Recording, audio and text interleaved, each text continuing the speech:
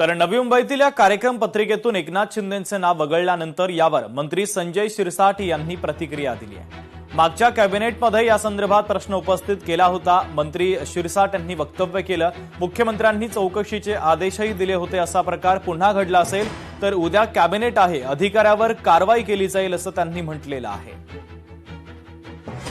गेल्या कॅबिनेटमध्ये मी माननीय मुख्यमंत्र्याला मी स्वतः जो यापूर्वी ज्या उद्घाटन सोहळ्यामध्ये एकनाथ शिंदे साहेबांचं नाव नव्हतं या संदर्भामध्ये मी तो प्रश्न उपस्थित केला होता। मुख्यमंत्र्यांनी तात्काळ त्याच्या चौकशीचे आदेश सुद्धा दिलेले होते। जर असा प्रकार पुन्हा घडला असेल तर उद्या कॅबिनेट आहे, उद्या पुन्हा त्या अधिकाऱ्यावर निश्चित कारवाई केली जाईल। आणि आता एमपीएससीच्या उमेदवारांसाठी अत्यंत महत्त्वाची आणि मोठी बातमी आपण पाहूयात। एमपीएससीच्या उमेदवारांना 2 वर्षाची मुदतवाढ मिळणार आहे। या संदर्भात लवकरच घोषणा केली जाईल असं जरांगे पाटलांनी म्हटलेलं आहे। जरांगे पाटलांनी या संदर्भात माहिती दिली आहे। तर एमपीएससीच्या उमेदवारांना 2 वर्षांची मुदतवाढ मिळणार असून लवकरच या संदर्भातली घोषणा होईल असं मराठा आंदोलक मनोज जरांगे पाटील यांनी म्हटलं। तर जरांगे पाटलांनी या संदर्भात माहिती दिली आहे। महाराज साहेबांच्या समक्षच ही बातमी सुद्धा बाहेर जाते की एमपीएससीच्या पोरांना सुद्धा 2 वर्षाची मुदतवाढ ते वाढून द्यायला लागलेत असं त्यांनी त्यांच्या प्रोसिडिंग मध्ये घेतलंय। त्यांचे तसे इतिवृत्त आले मिनिट्स आले त्याचे, फक्त मला वाचायला 2-4 दिवस लागले, त्यांनी 4-5 दिवस झाले ते टाकलेलं। ते आज आपल्या माध्यमातून एमपीएससीच्या पोरांना सांगतो की ते पण घ्यायला लागले, नाही घेतलं तर मी तुमच्यासाठी लढत।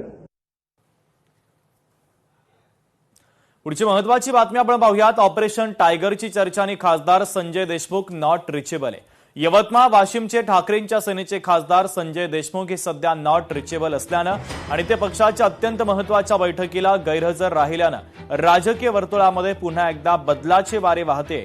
या संदर्भातली चर्चा सुरू आहे। आगामी 19 जूनला शिवसेनेच्या स्थापनेला 60 वर्ष पूर्ण होत असतानाच ठाकरे गटाला पुन्हा एकदा खिंडार पडणार असल्याची चर्चा राजकीय वर्तुळामध्ये सुरू आहे।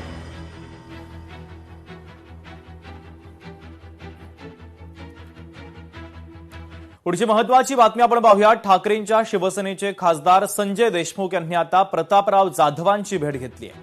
प्रतापराव जाधवांच्या दिल्लीतील निवासस्थानी त्यांनी भेट घेतली। या बैठकीला 9 पैकी 4 खासदार प्रत्यक्ष तर बाकीचे ऑनलाईन उपस्थित होते।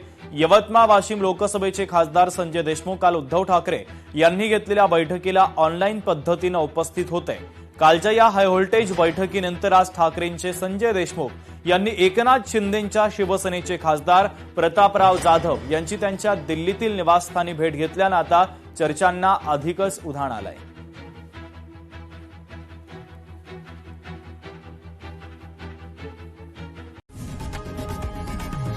लोकशाही मराठी ऐका, पहा, जागरूक रहा।